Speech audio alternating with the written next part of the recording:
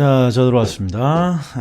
자, 질문을 지금, 한재환 님이 지금 주셨는데, 제가 지금 깜빡 잊고, 하루를 지났다가, 그 다음 날부터 그냥 겁나게 체해가지고 앞으로 바람에 세상에 이 질문을 이제서 올려, 이제서 답을 올려요.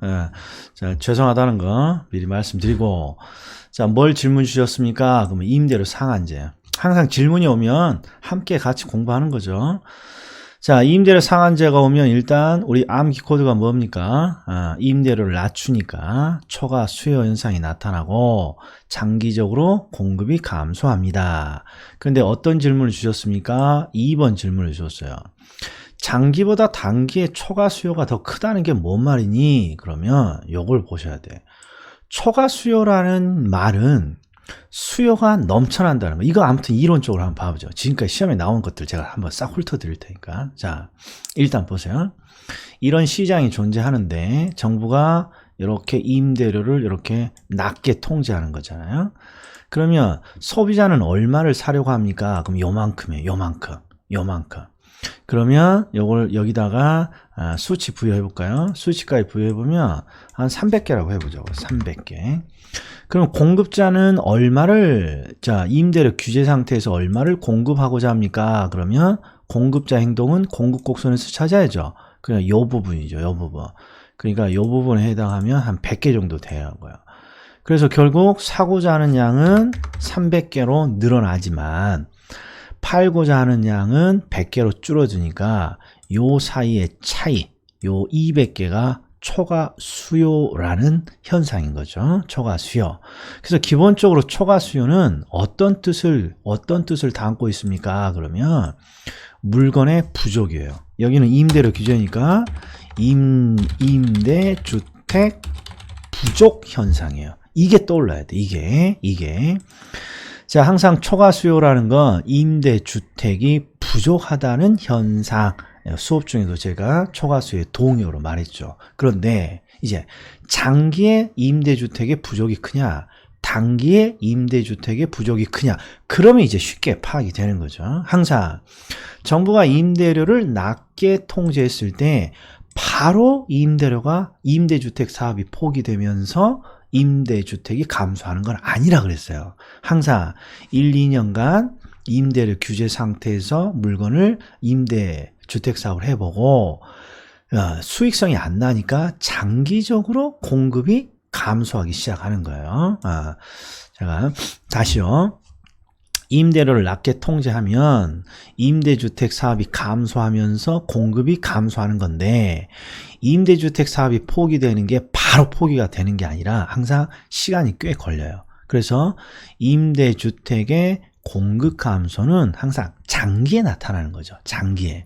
그러니까 초과 수요라는 임대주택의 부족 현상은 항상 공급이 많이 감소하게 되는 장기에 더 크게 나타나는 거죠. 장기에 더 크게 나타나는 거죠. 그리고 하나만 더. 자, 초과 수요는 언제 더 커집니까?를 물어볼 때 출제자가 요걸 잘 물어봐요. 수요와 공급이 탄력적이라면 초과 수요는 어떻게 됩니까? 얘는 이해로는 안 돼요. 그래프를 그릴 수 있어야 돼요. 자, 수요와 공급이 탄력적입니다. 이 말은 첫 번째, 수요가 탄력적이라는 건 수요 곡선의 기울기가 이렇게 완만해진다는 거예요. 완만해지게 되면 임대료 규제 상태에서 소비자는 요만큼을 더 소비하려고 하죠. 그러니까 결국 초과 수요량은 더 늘어나는 거예요. 즉, 그리고 또 공급이 탄력적입니다. 그러면 공급 곡선도 이렇게 완만해지면 공급량이 더 감소하면서 초과 수요량도 늘어나는 거예요. 요 그림이 떠올라야만 요 5번의 지문은 해결이 되는 거예요. 그래서 초과 수요는 항상 어디서 나옵니까? 임대료 규제에서 나와요. 임대료 규제. 그런데 초과 수요는 항상 임대주택의 부족 현상을 의미한다. 그러면 아주 쉽게 되는 거죠. 그럼 총 정리해 보자고요. 자, 임대료 상한제에 관한 설명으로 옳은 것 찾으라는 거고, 지금 정부의 임대료 상한이 균형 임대료보다 낮게 맞게 통제했다고 가정했으니까 저죠. 정책의 효과는 발휘되는 거죠. 자, 그럼 첫 번째. 항상 임대료를 낮추니까 임대 주택의 임차인들은 임대주택을 더 사려고 하죠. 이게 초과수요 현상이에요. 근데 초과수요 현상은 어떤 의미가 담겨 있냐? 주택이 부족하다는 뜻이에요. 그래서 이 주택 부족 현상은 단기가 아니라 공급이 감소하는 장기의 주택 수요 또는 주택 부족 현상은 더 크게 나타나는 거예요. 그리고 수요와 공급이 탄력적이면 탄력적일수록, 그렇죠. 우리가 콤파스예요. 콤파스처럼 얘가 싹 탄력적이면 이렇게 쭉 이렇게 완만해지잖아요. 그러면 초과 수요량은 더 늘어나는 거예요. 이 두 가지. 자, 나머지는 균형 임대료보다 임대료 상한이 높습니다. 그러면 시장에 미치는 영향은 없죠. 그러니까 공급이 위축될 리가 없는 거죠. 틀린 질문. 장기적으로 주택의 질은 악화되는 거죠. 자, 임대료를 낮추면 임대주택 사업의 수익성이 악화되고 따라서 비용을 줄이는데 관리비를 먼저 줄이죠. 질이 악화된다고 해야죠. 그리고 장기적으로 임대료 상승은 임대인에게 경제적 유인을 제공하므로 임대주택 공급은 증가합니다. 말도 안 되죠. 이게 장기적으로 임대료가 상승합니다. 요 말 자체가 뭔 말인지 모르겠어요. 그냥 말도 안 되는 문장이에요. 말도 안 되는 문장. 그래서 정답은 5번이 옳은 지문이고, 자, 2번을 질문 주셨습니다. 늦었지만, 자, 해결이 되셨길 바랍니다. 그리고 또 있어. 또. 이번에는 카톡으로 하늘님이 질문 주셨어요. 아유, 많은 걸 질문 주셨는데, 일단 2번하고 3번, 2번하고 3번, 둘 다 기출 문제입니다. 둘 다. 자, 건축 원자재 가격이 상승하더라도 주택의 가격이 변하지 않으면 주택 공급은 어떻게 될 것입니까? 늘 것이냐, 줄 것이냐, 이 문제예요. 요거 굉장히 어려운 질문입니다. 이게. 그러니까 좀 많이 생각을 해야 돼요. 이게 시험장에서 이걸 생각할 수 있을 것이냐, 이건 쉽지 않겠죠. 원래 오리지널은 여기에 건축 기자재라고 해놨어요. 기자재. 그냥 일반적인 표현 원자재라고 해볼게요. 원자재라고 제가 넣어놨어요. 자, 그럼 보자고요. 항상 주택의 가격이 내가 버는 수익이에요. 그리고 원자재 가격은 내가 주택을 만들기 위해서 들어가는 비용이고, 그러니까 원자재 가격은 계속 오르는데 물건의 가격은 변하지 않는단 말이에요. 그럼 이윤이 감소하잖아요. 이윤이. 그러면 주택의 공급은 늘 것이다, 줄 것이다. 줄어들어야겠군요. 옳은 질문이요. 이렇게 생각하니까 더 쉽잖아요. 그러니까 김치찌개죠. 자, 김치찌개 가격은 올릴 수 없고 똑같은데 김치찌개에 들어가는 재료 가격이 계속 올라요. 아유, 그러면 김치찌개 팔면 안 되겠구나. 김치찌개의 공급은 감소한다. 이렇게 돼야 돼요. 김치찌개 공급은 감소한다. 옳은 질문. 자, 그다음에 3번을 봐요. 주택 가격이 상승하면 주거용지의 공급이 어떻게 됩니까? 문제인데 얘는 더 어려워요. 상당히 많은 걸 추론해 줘야 돼요. 자, 들어가 보자고요. 주택의 가격이 올라요. 그럼 공급자들은 땡큐죠. 땡큐. 그러니까 주택을 더 공급하려고 해요. 근데 주택을 더 공급하려면 재료가 필요하잖아요. 재료. 그게 바로 토지죠. 토지. 주거용지가 필요해요. 그래서 주택 가격이 상승하면 주택의 공급을 늘리기 위해서 주거용지에 대한 수요가 늘어나요. 주거용지에 대한 수요가. 그리고 주거용지에 대한 수요가 늘어난다면 자연스럽게 용지가 소비된 것만큼 공급이 따라서 늘어야 되는 거예요. 그래서 얘가 틀린 지문입니다. 이렇게 되는 겁니다. 틀린 지문입니다. 자, 그러면 총 정리를 해보자고요. 이게 지금 이게 지금 기출연도도 확인을 해봐야겠어요. 이 문제는 확실히 우리가 결론을 내고 가게요. 아이고, 이렇게 안 찾아지냐. 자, 26회 기출이네요. 26회. 그리고 정답이 3번인데, 자, 다른 걸 보자고요. 수요와 공급과 관련된 내용으로 틀린 거예요. 자, 아파트와 단독주택이 대체 관계예요. 그럼 항상 아파트 가격의 변화와 단독주택의 소비의 변화가 따라서 바뀌는 거죠. 다시 아파트 가격의 변화와 단독주택의 소비의 변화가. 자, 그런데 아파트의 가격이 상승했습니다. 이렇게 줬어요. 그럼 뭐가 탁 떠올라야 돼요. 바로는 가격이 안 나오고 아파트 가격이 상승하면 단독의 수요는 늘겠구나, 이게 떠올라야죠. 자, 그러니까 단독주택의 수요는 늘어나니까 가격은 상승하는 거예요. 자, 그런데 시험에 아파트 가격이 상승할 때 단독주택의 수요가 증가합니다. 그러니까 단독주택의 가격은 상승합니다. 이렇게 아주 착실하게 출제자가 지문을 주잖아요. 그러면 웬만하면 다 맞춥니다. 그런데 출제자가 뭘 안 줄 때가 있냐? 요걸 안 줘. 아파트 가격이 상승했을 때 단독주택의 가격은 오르니 떨어지니? 그러면 이게 추론이 돼야 돼요. 아파트 가격이 상승하면 단독주택의 수요가 느니까 단독주택 가격은 상승하겠구나. 이게 FM이에요. 근데 편법이 하나 있어. 편법이. 자, 어떤 편법이냐? 그냥 이런 거예요. 콜라의 가격이 상승하게 되면 사이다의 소비는 따라서 느는 거잖아요. 그러니까 사이다의 가격도 올라갑니다. 이게 FM인데 그냥 콜라의 가격이 올라가면 사이다 가격은 어떻게 되니? 바로 가격을 물어버리면, 그죠? 중간에 어떤 추론의 과정이 필요하잖아요. 그래서 이걸 해결하는 쉬운 방법 이런 게 있어요. 우리 대체 원칙이 있어요. 감정평가의 대체 원칙. 대체 원칙이라는 건 유사한 물건이라면 항상 가격은 유사해집니다. 바로 그 원칙이야. 그러니까 아파트에 가격이 상승하게 되면 대체 관계에 있는 재화인 단독주택의 가격은 어떻게 되니? 따라서 늘어야 돼. 비슷한 제하니까. 콜라의 가격이 올라가면 비슷한 사이다의 가격은 어떻게 돼? 올라가야 돼.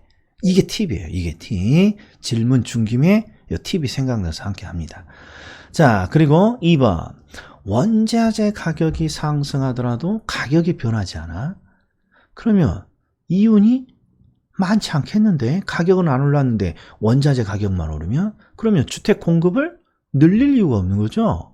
그러니까 감소하는 거예요. 1번, 2번 다 옳은 지문이에요. 3번. 요놈이 추론이 필요해요. 주택 가격이 상승하면 주택 주거 용지의 소비를 늘리려고 한다고요. 사람들이 필요로 하니까. 그럼 주택 주거 용지의 수요가 늘어나면 자연스럽게 공급이 늘어난다. 이렇게 돼야 되는 거예요. 이게 지금 어떤 원리냐? 우리 임대료 규제. 임대료 규제는 임차인에게 임대료를 보조하면 수요가 늘고 수요가 늘면 늘어난 것만큼 공급이 늘죠. 그래서 임대료 규제는 사자성어가 수요 증가, 공급 증가 이렇게 되는 거죠. 4번. 완전 경쟁 시장에서 한계 비용 곡선 이렇게 나오면 이건 우리 수준을 벗어나는 거야. 이건 경제 전공에서 배우는 거예요. 한계 비용, 한계 수익을 버려야 되는 거예요. 자, 부동산의 물리적인 공급은 단기적으로 비탄력적이라고 할 수 있습니다. 자, 부동산의 물리적인 공급이 나오면 또 어떤 게 떠올라야 됩니까? 물리적 공급 곡선은 지표 면적, 지표량은 자연이 제공한 양으로, 그렇죠. 가격이 오르든 떨어지든 늘지도 않고 줄지도 않습니다. 그러니까 수직선의 공급 곡선. 그러니까 부동산의 물리적 공급은 완전 비탄력적, 즉 수직선의 형태로 나타나는 거예요. 그러니까 비탄력적이라고 할 수 있다. 할 수 있는 거죠. 그 다음에 질문을 하나 더 주셨어. 자, 수요 곡선이 변하지 않을 때 세금 부과에 대한 경제적 순손실. 자, 이건 정말 우리 수준을 압도적으로 넘어가는 내용입니다. 압도적으로. 이런 문제를 낸다는 것 자체가 이게 제가 봤을 때 출제자의 자질이 없습니다. 그런데 어쩔 거예요. 28회 때 나왔어. 그러면 이제 어떻게 풀어야 됩니까? 다른 데서 정답을 찾아야 되는 거예요. 그러니까 질문을 주신 건 1번 지문인데 1번 지문은 버리는 지문이에요. 이건 해석을 제가 할 수 없는 거예요. 자, 그럼 2번을 보자고요. 자, 수요가 증가하면 가격은 어떻게 되니? 그러면 가격은 상승하는 거죠. 그런데 더덜 문제구냐?